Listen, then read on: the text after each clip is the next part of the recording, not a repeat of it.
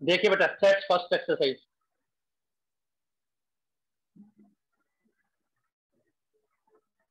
Set first exercise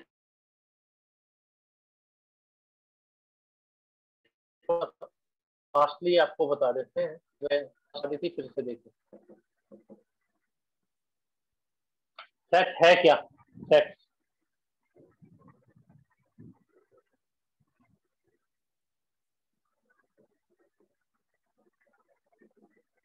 set क्या है? Well defined collection of objects.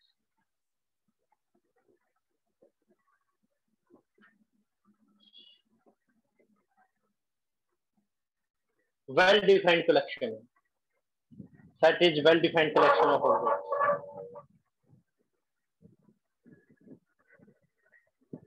Is well defined collection of objects. Well defined का क्या मतलब है? नो कंफ्यूजन, कोई कंफ्यूजन नहीं आना चाहिए। किस चीज में कंफ्यूजन? वेल डिफाइंड का तो नो कंफ्यूजन। किस चीज में? That a particular element in the set और नॉट।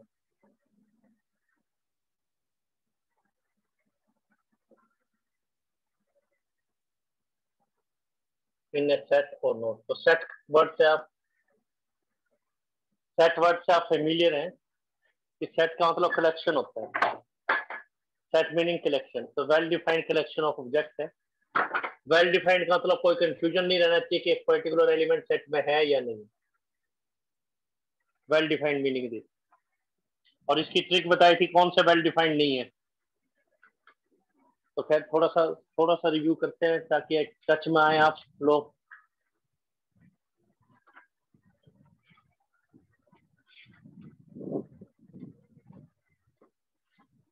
तो जैसे फर्स्ट क्वेश्चन था बेटा, इस टाइप का कोई एग्जांपल नहीं है। फर्स्ट क्वेश्चन फर्स्ट पार्ट था, collection of all month. Sir ये सेट है। सेट है ये of a year beginning with J. चाहे बिगिनिंग विद जे ना होता तब भी आपको पता है। तो क्यों? इसके अंदर 3 एलिमेंट है, आपको पता है, जनवरी जून जुलाई। रीजन क्या लिखेंगे जस्टिफिकेशन में? जो डेफिनेशन है वही रीजन है। रीजन क्या लिखेंगे? Because it is well defined. बस, क्यों? हमें पता है इसके अंदर 3 ही मंथ आ रहे हैं। सभी मंथ होते तब भी ये सेट था। Second part,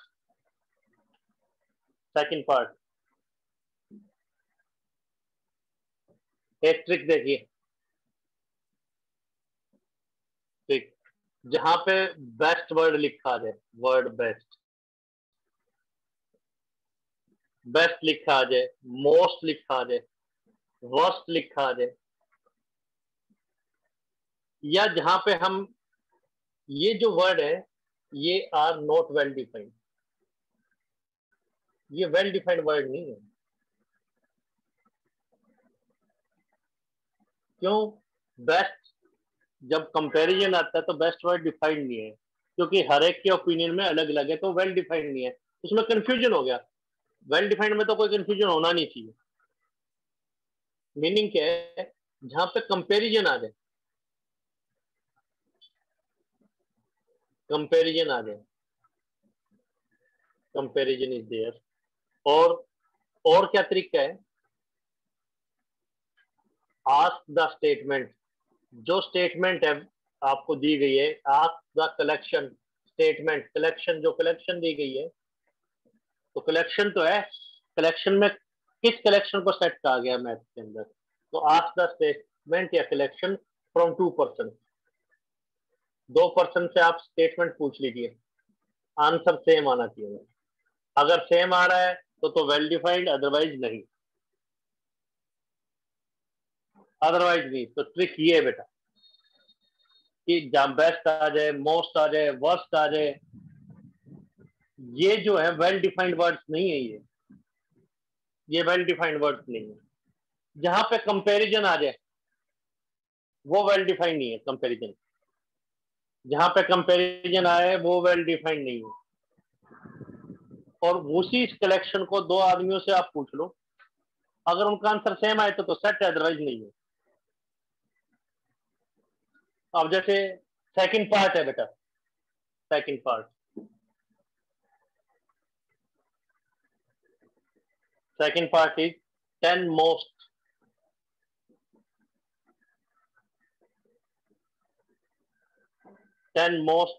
talented writers. No sir. Of India, तो नो। रीजन क्या देंगे? जो डेफिनेशन है, डेफिनेशन क्या? Because it is not well defined. और वैसे क्या चीज वेल डिफाइंड नहीं है उसको हाईलाइट कर देना चाहिए। बिकॉज आप क्या लिखेंगे? ट्रम, कौन सी ट्रम? Most talented.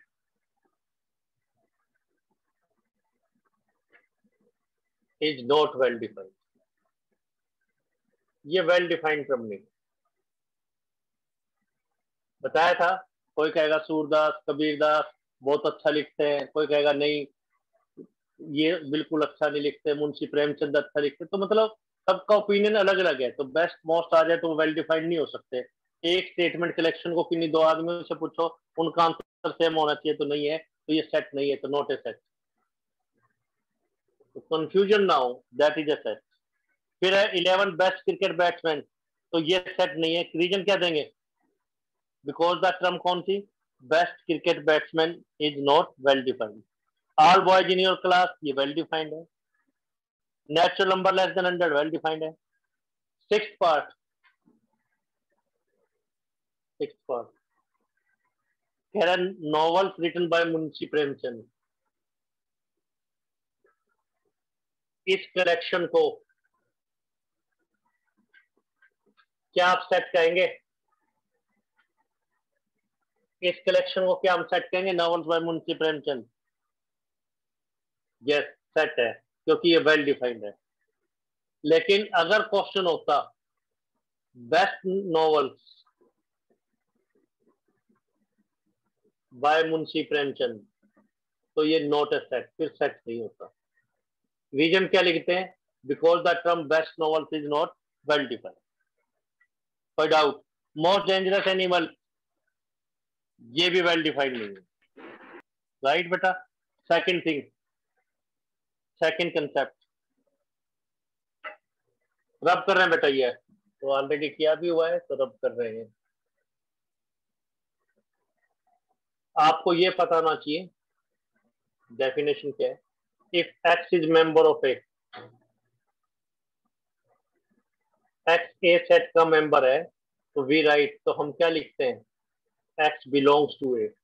ये सी को बीच में कट करते हैं, इसको क्या पढ़ते हैं? Belongs to. General knowledge, C को बीच में कट करते हैं, इसका नाम क्या है? एप्सिलॉन। ग्रीक वर्ड है। ये नहीं आपको बताया अभी ए से जेड तक बोले जी सारे अल्फाबेट आते हैं, उसमें एप्सिलॉन तो कोई आया नहीं। तो ग्रीक नोटेशन है। अदरवाइज क्या लिखते हैं? X does not belong to A. तो सेकंड क्वेश्चन आपको पता है, वो आप कर सकते हैं। थर्ड क्वेश्चन के लिए देखें, रब कर रहे हैं बेटा इसको। फिर सेकंड क्वेश्चन ये आप करेंगे। थर्ड फिर है रोस्टर फॉर्म, किसे कहेंगे? Roster form. तो बेटा काम को पेंडिंग मत रखें आप। जैसे लीनियर इक्वेशन की जो असाइनमेंट है वो आप कंप्लीट कर लें। 30 मतलब 40 के करीब जो क्वेश्चन है वो आप कंप्लीट कर लें। कोई डाउट है तो आप पूछ लेंगे, तो बाद में बेटा हो नहीं पाएंगे और फिर आगे आगे चलते रहेंगे। तो वो कंप्लीट कीजिए कल या ज्यादा परसों तक, फिर टेस्ट ले लेंगे बेटा, ताकि तैयारी अच्छी हो। रोस्टर फॉर्म, रोस्टर फॉर्म किसे कहते हैं? रोस्टर या tabular form?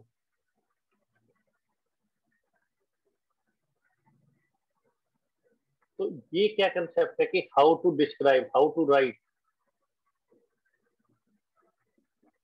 Describe,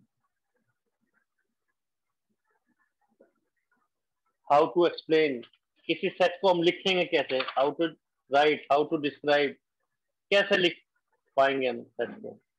how to write, how to describe, how to represent. भाई ये कहना जनवरी जून जुलाई इसके अंदर है, तो उसके दो मेथड है। फर्स्ट है roster method, tabular method, each element is listed. हर एक एलिमेंट की लिस्ट बनाई जाती है, लिस्टेड। सेपरेट करते हैं कोमा से,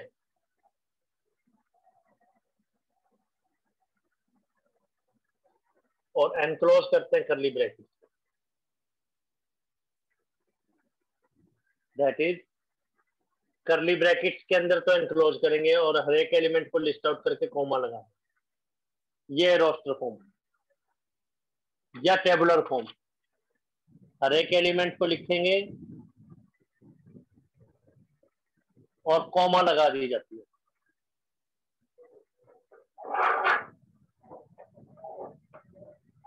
हर एक एलिमेंट को लिखेंगे और कॉमा लगा देंगे, लिस्ट आउट किया जाता है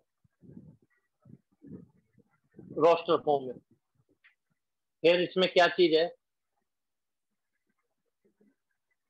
ऑर्डर एंड रिपीटिशन।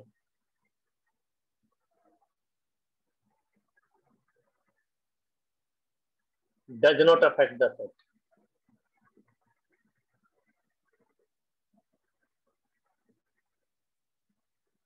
मतलब कोई भी पहले कोई भी बाद में, एक एलिमेंट को 2 बार लिख दो चाहे, उससे कोई फर्क नहीं पड़ता। Order and repetition. तो एक फॉर्म तो ये, और सेकंड फॉर्म क्या है बेटा, ये था रूल फॉर्म या सेट बिल्डर फॉर्म, सेट को बिल्ड करने वाली फॉर्म। इसमें क्या करते थे, इसमें भी करली ब्रैकेट लिखेंगे, एक्स लिखेंगे,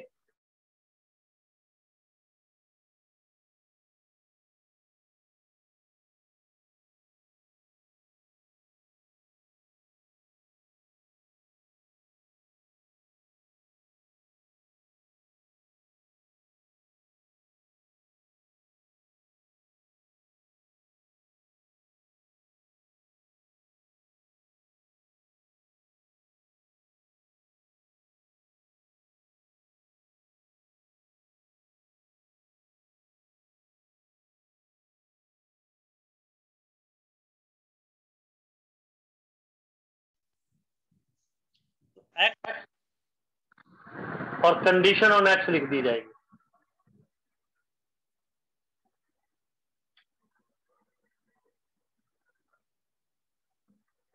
कोई एलिमेंट नहीं लिखा जाता,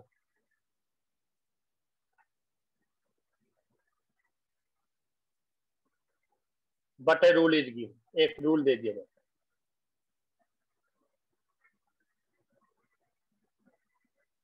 कोई एलिमेंट नहीं लिखते, लेकिन एक रूल दे दिया जाता है बस, ये रूल फॉर्म। कोई एलिमेंट नहीं लिखते।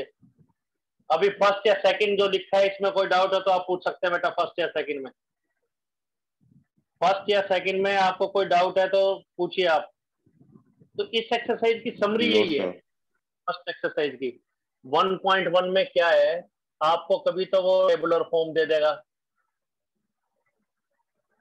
या रोस्टर फॉर्म दे देगा, उसको आपने रूल में लिखना है या सेट बिल्डर में लिखना है।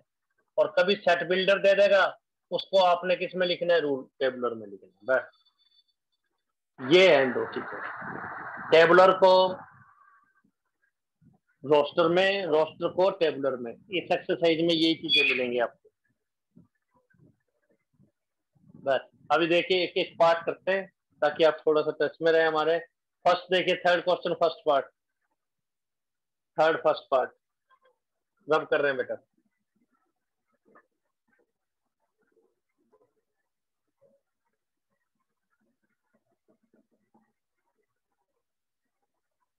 इसमें रूल फॉर्म दिया हुआ है, A X such that X is integer, ये बिलोंग्स टू जेड। ये कई बार हमने बता दिया, इंटीजर क्या है, नेचुरल क्या है, वो आपस में कैसे रिलेटेड है, वो सब बता दिया।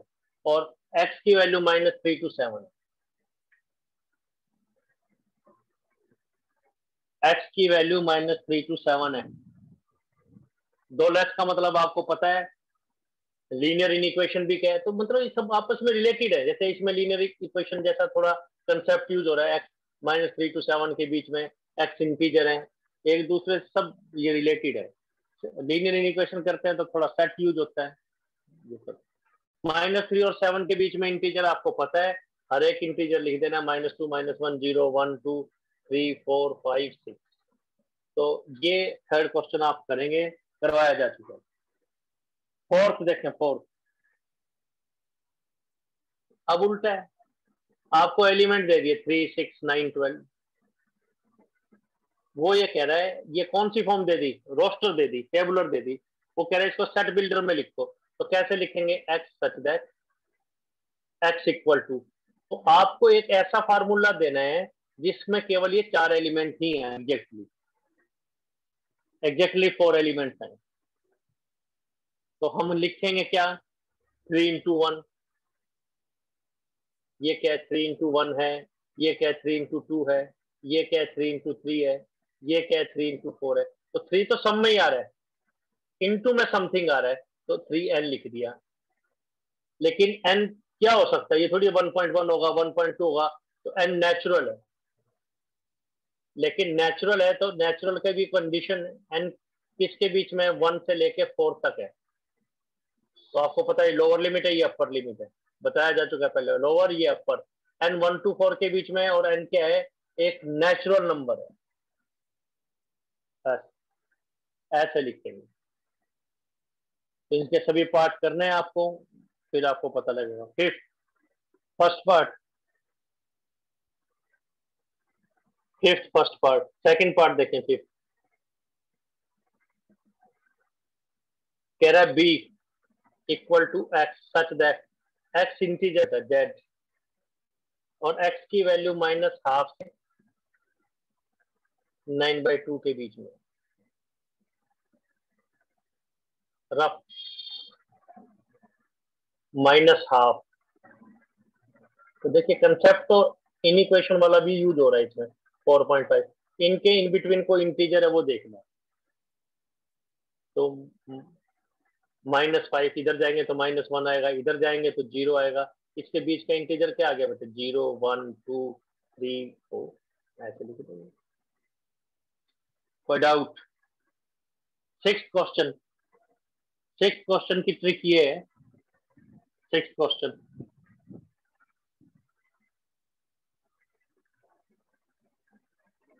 सिक्स क्वेश्चन की ट्रिक ये है कि दो साइड्स दे रखी हैं। एक साइड तो दे रखी है रोस्टर फॉर्म, एक साइड में दे रखा है आपको टेबुलर फॉर्म,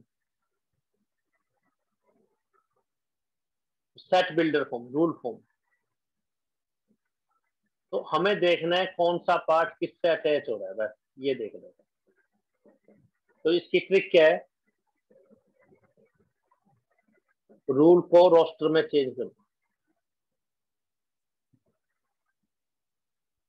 रूल को किस में चेंज कर देंगे, रोस्टर में, यानी राइट हैंड साइड में वैल्यूज लिख लेंगे, जो आएगा उसको अटैच कर देंगे। तो ये फर्स्ट एक्सरसाइज थी, एग्जांपल भी करके देखेंगे बेटे। इसमें कोई डाउट है तो कल पूछ लेंगे बेटे आप। आज लेक्चर थोड़ा सा शॉर्ट रखते हैं बेटे, कल से फिर आदित्य वो सेकंड एक्सरसाइज आप लोगों को करवा देंगे, कुछ आप पिछला लीनियर इन इक्वेशन करा दो। स्कूल में बेटे क्या करवा रहे हैं, एग्जाम्पल फ्लो एक्सरसाइज के क्वेश्चन करवाए टीचर ने। आप फर्स्ट एक्सरसाइज दी है क्या बेटा? सर फर्स्ट एक्सरसाइज हो चुकी। ठीक है बेटा। बेटे सबका सेम ही सेक्शन है क्या आप तीनों का? No sir. टीचर कौन से असाइंड हुए हैं आपको?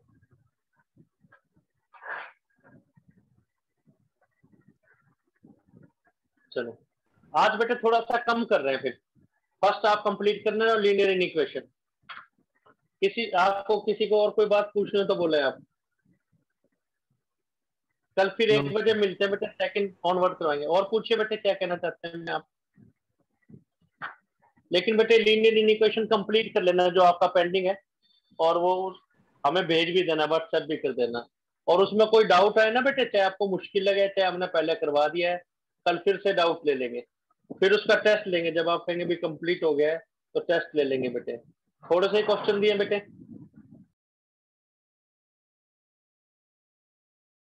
Okay sir.